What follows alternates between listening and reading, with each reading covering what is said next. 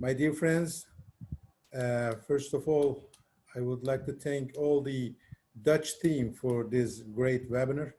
My name is Serdar Kelahmet. I'm the past president of EEMA and also the founder and the leader of Power of One. I'm from Turkey, District 2430. My dear friends, everybody has some dreams, as Lucian said. I had a dream. My dream was Africa. And thank you to my dear friend, Jacob. He shared my dreams. And now we are online. Thank you all. Thank you to Africa. Thank you to Terrance. Thank you to Fuad Katara from Egypt. Thank you for all YEOs. For what? For this. During the EEMA Warsaw, first time I announced Power of One. I was the president of EEMA. I told all the audience, please leave your comfort zone.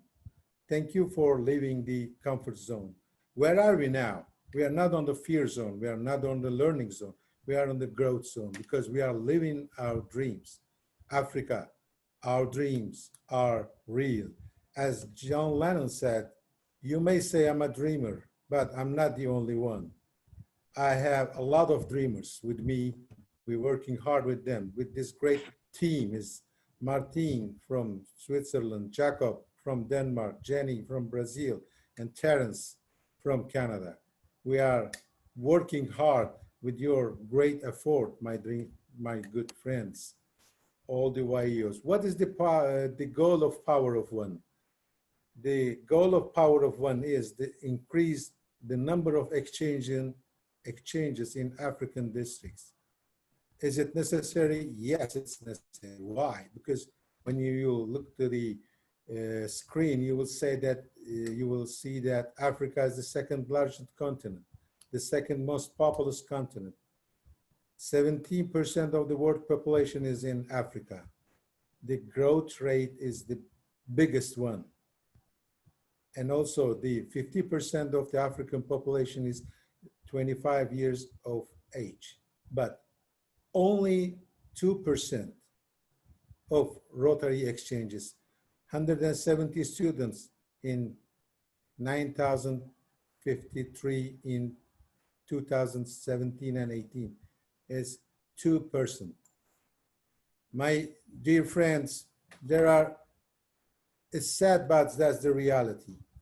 There are 300,000 child soldiers all over the world.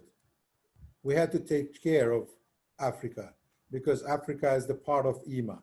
And thank you to Natene and also to Abij and also Yipauj. Everybody want to work with us. Then we are doing a great job with your great effort, my dear friends. Now, when you check the participant list, you will see that there are a lot of African YEOs with us now. This was one of our goals, to include all the African YEOs to our conferences. They are with us now.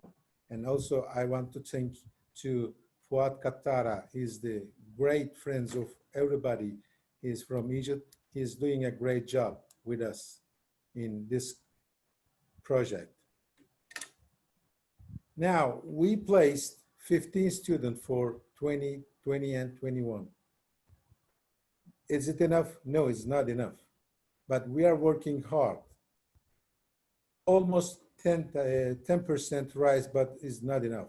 We were planning 50, not 15 for this year, but the circumstances, the corona it stops us. Now we have 15 students and waiting for the decision of Rotary International to go forward.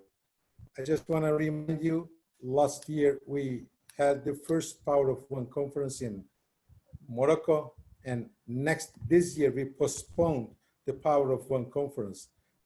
It's gonna take part in Egypt next year, my dear friends. Then this is the last slide. We're working hard. Thank you to Martin for this effort. We take part this month on the Rotary magazine in Africa. thank you very much for listening me. And if you wanna find me, this is my email and phone. Thank you. So first off, thank you, Serdar, for introducing the topic, and what a great initiative this is. So what we have is a brief presentation on how to get involved.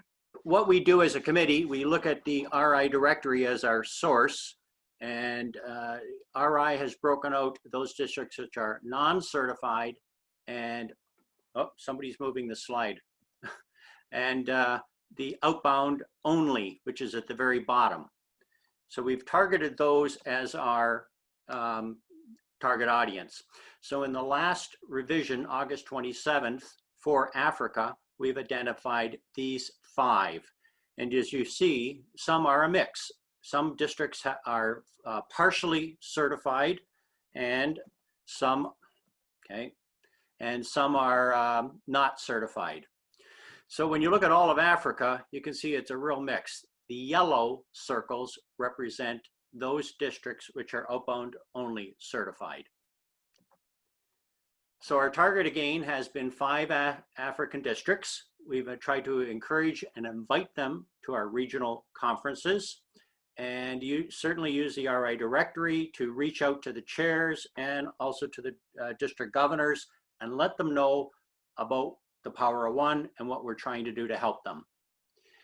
Host districts. Hopefully I'm talking to many future potential host districts. So this forum, this presentation, is to give you an idea of what it's like and to encourage you to be a host for an African outbound. And what we've put together is we've formalized this through an MOU, or a Memorandum of Understanding. So what is that? What that is, it's a host district document that we send to the host district, just 3 pages, and it identifies the role of us, the Power of One committee, and further, it identifies some specific things that you can do as a district. And you see on the right-hand side, very briefly, it also tells us information that is unique about your district. Things such as, how old can the students be? Can you take graduates or not graduates? We need to know that when we're trying to match students with your particular country or district. One other thing that's very important is, what are you able to do? Some districts are financially very sound, and so we offer you the opportunity as a host to perhaps provide full funding and enhanced funding, or what we call the normal standard funding. So what does that look like? Well, the full funding is almost like what we say about insurance. It's door to door. The full funding means you as a host are prepared to pay for the airline ticket, the insurance, help with clothing, bus trips, any of those types of trips for the student. So that's fully comprehensive. The next one is an enhanced funding, and it's a lesser level, but it's certainly a plus to the student to maybe allow them to do an excursion, a Euro tour, or something like that, that they may not be able to do otherwise.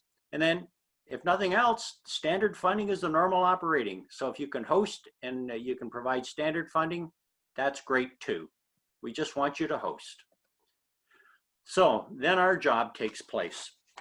And our job is to try to match students from Africa. They tell us what countries they would like to go to. We know their financial needs, and we try to match them with you, the potential host, based on whether you're offering full funding or enhanced funding, and use that criteria to make the best match possible. What else we do as a committee is we work with the sponsor district, the outbound only district, who may be brand new to the program. We help them maneuver their way through this long application process to make sure it's complete. We also have discussions with them on, sometimes they've not done interviews or not sure how to select kids or how to guide them in country choices. So personally, this past year with the 15 students, I did a lot of that one-to-one conversation with the districts to suggest perhaps how they might interview and what process they might follow. Then finally, or not quite finally, but close, once they've been matched, we also work with the sponsor district and the student on how to prepare for a consulate visit and visa requirements. It could be something simple as being prepared to answer the question, why did you choose that particular country? Or what do you know about Rotary? Or one question that's sometimes asked is, how were you chosen? So we try to prepare the student so that they are successful getting their visa the first time. And finally, we work with the sponsor and the host to a certain point to make sure the application is full, everything's put together, and that it's ready for delivery for the host so they can match in a school. So my question to you, keep in mind that the word is EEMA. This is an EEMA initiative. The A in EEMA stands for Africa. To date, we have not had any EEMA countries step forward to offer to host. So, are you ready to undertake this initiative to help build future leaders? It can appear overwhelming a little bit at first, but remember, you have a team here, a Power of One, to support you fully in this initiative. Thank you. Thank you so much. I feel very honored to be on this conference, and I can't wait to share with you what I learned during my exchange year. Yeah, tell us. Okay. So the conference chairman, the distinguished guests, ladies and gentlemen, good evening and hola or bonjour. My name is Gertrude Natene Bwaya. I'm 18 years old and have just returned to Uganda from Florida, District 6960, as the first outbound only exchange student from Rotary District 9211 of Tanzania and Uganda. I say that with a lot of pride because of the impact of the exchange. On the youth exchange program, I was an ambassador for just a Rotary district, and now here I am on an international conference representing an entire continent. I doubt that there are many people who can call an entire continent their constituency. So I thank you, Power of One, for elevating me to such a position. In the last 18 months of my 18 years, I have evolved from being an ordinary student to an ambassador and a continental representative. I'm humbled and grateful. As the African proverb goes, kindness is a language that the blind can see and the deaf can hear. Yours is a kindness I cannot forget. When I was asked to speak at this conference, I thought about two things. One, what do I represent? And two, how do I sum up a year's worth of lessons and experiences? After more than 58 hours of thought, editing and re-editing, my answer is finally here. What do I represent? I represent Africa, the most culturally diverse continent with a total of about 1.35 billion people.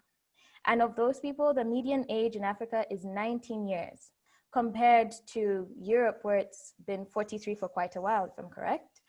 And for Uganda, the median age goes all the way down to 16. So all across Africa, millions of children and teenagers transition into adulthood every day. And this presents massive challenges to their countries. Most of the young people are ill-equipped for the life that awaits them. In 2015, 6% of the youth in sub-Saharan Africa were enrolled in higher education institutions, compared to the global 26%. And youth unemployment in Uganda alone, of the ages 15 to 24, in 2019 rose to a devastating 83%. With such statistics, the African youth does not have a very hopeful feeling about their future. But now there is something to smile about. Power of One, in collaboration with Rotary International, is giving a chance of a lifetime to the ordinary African youth. This is a chance that, once taken, turns an ordinary African youth to an extraordinary world-class youth. That is what the Youth Exchange Program has done for me. And that is what I believe I represent, hope. Hope for a better future for the African child. And about my experience, during my exchange year, I was hosted by District 6960, Southwest Florida. In the year 2019-2020, the district hosted 7 other exchange students from Brazil, Italy, France, Mexico, Germany, Slovakia, and Finland. Every month, we were given the opportunity, well, before the pandemic, we were given the opportunity to explore and take trips. But during these trips, we also got to spend time with each other to bond and build relationships.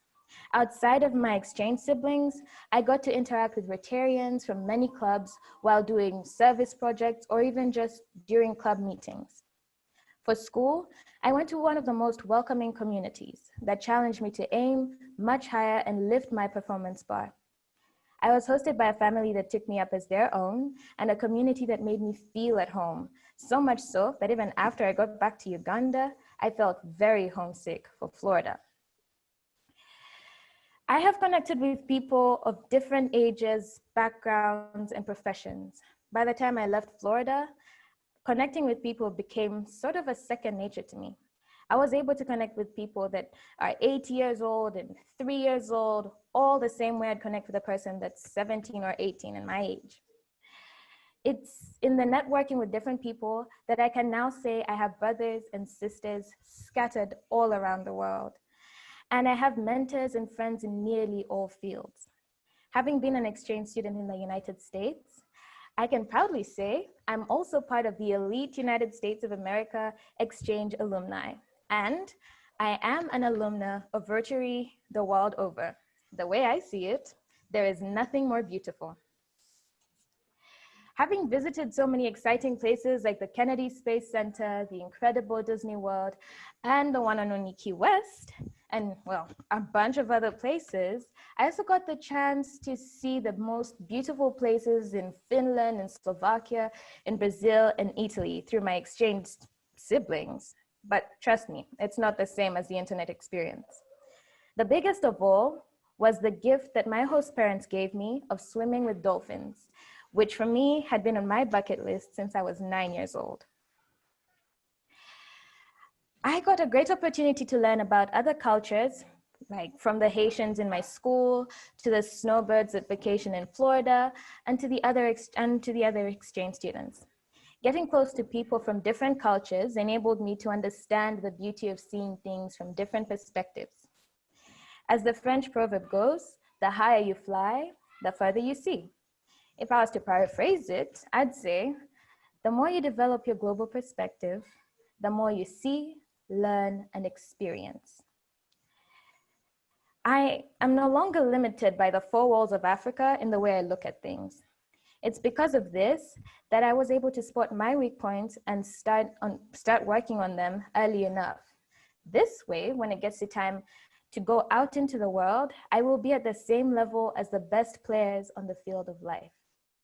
Soon after returning home, I even took part in a management leadership training course as a first step in growing my leadership skills and preparing me for service on a bigger stage. I achieved a new level of maturity in the year I was away from home. I evolved. I'm a teenage adult. And the beauty of that is I get to see things with both the eyes of a teenager and an adult. And trust me, the contrast is huge. But that is one of the greatest gifts I got from the exchange. As for the benefits, it's things like spreading the African song, culture, love, and beauty, and going to school and seeing these different challenges of a new environment and new curriculum, and taking those as an opportunity to shift my mindset. By responding appropriately, I excelled in my studies and learned new skills like public speaking, reading sheet music, playing the piano, and even weight training. So that, for me, is a great deal. Aside from visiting many places and going to school, there's a lot that I can say I was given out of the kindness and goodness of the Power of One and Rotary. And the saying goes, to whom much is given, much is expected. I received a lot, and I stand ready to serve. To Rotary and the Power of One team, I am forever indebted. I will do my part forever in upholding the good name of Rotary as well as building that of the Power of One. To humanity, having been a part of a small percentage of people who have tasted the goodness of it through this exchange, I will remain a goodwill ambassador of hope and service, and as well affirm the four-way test with every opportunity. If there's anything I propose, it would be to to have a continental alliance of outbound students, present and past, as a way for us to get to know each other and work on building the Africa of tomorrow. In conclusion, there is a good thing knocking at the doors of the African youth. I call upon the parents, the youth, to embrace the opportunity that Power of One is giving us as Africa under the exchange program, so that we have a critical mass to build the Africa we want. This way, we can exponentially multiply the Power of One and build a better Africa. I thank you. Thank you, Gertrude. Thank you, yeah. At this table, we had applause for you. You are a great ambassador, and I think we will really need you as an ambassador, because we can think about Africa, we can talk about Africa, and make a lot of programs. But we need you, Gertrude, to realize a lot of things, and I think you inspire a lot of youth with your presentation also about Africa and the possibilities there. Thank you very much, Gertrude. Now, from the Power of One, it's time to go to our next subject, and it's innovation in youth exchange. And who else can tell us more about innovation than Helmut? Helmut also had a nice PowerPoint presentation ready, and he will inform us about his view about the innovation in youth exchange. Helmut, are you there? I'm there. Yeah, So, there. Helmut Lanfermann, chairman of the multi-district in Germany. Yeah, I have to speed up a little bit. Where are we coming from? We do have a kind of, I would call it status quo in respect of Corona. The coronavirus SARS-CoV-2 hit us early spring, and as we know, we are facing a severe pandemic situation around the world. Nevertheless, the safety of the people, the young people entrusted to us, remains number one in all our actions whatsoever. Therefore, we had no new physical changes worldwide in the remainder of this year, so we had to postpone them into 21. We do need, from my point of view, to start the global program again, a reliable vaccine against SARS-CoV-2, which is currently not available. Nevertheless, there is, of course, a lot of expectation and hope that we will be able to get hold of that within next year, whenever that is. Looking into Europe, because we concentrated on the A in EMA now, we put the E a little bit in front of us. As a status quo, we faced for decades that exchange students in Europe had no real desire to go into European countries. They weren't, to use that phrase, these countries were not sexy enough. They were always, or most of them were looking globally to get the intercontinental aspect achieved. And on the other hand, when you look into Europe, these countries represent a huge variety of different languages, cultures, landscapes, and so on. On top of that, we do see, of course, a global trend of increasing nationalism. And this is, of course, taking place in Europe as well, including divergent socio-political developments, which are creating a lot of grief even in the EU. And from my point of view, I think it's worthwhile, especially to allow especially young Europeans to get the chance to discover within Europe people, citizens, communities in a European host country without any kind of prejudice. And of course, this is underpinning one of our core goals to contribute to world peace and understanding.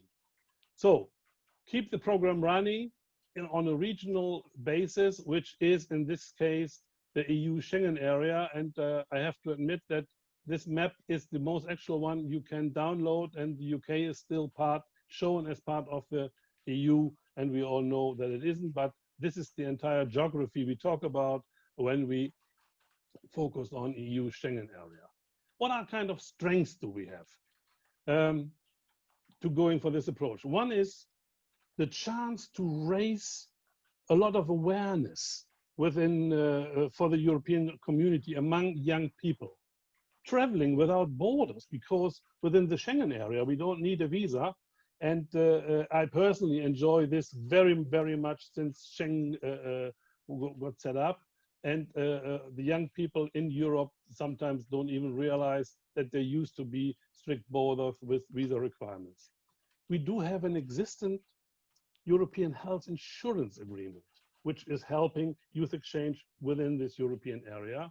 And when you look at a broader scale, we do have a comparatively high health standard and, thank God, a really reliable, good quality in medical care. You will remember the board decision from mid-June in respect of prerequisites we have to meet to continue youth exchange long-term as of January 2021. And I think with the mentioned aspects, we are a little bit easier off to meet those requirements. And another aspect, traveling to from host country within Europe is comparatively easy.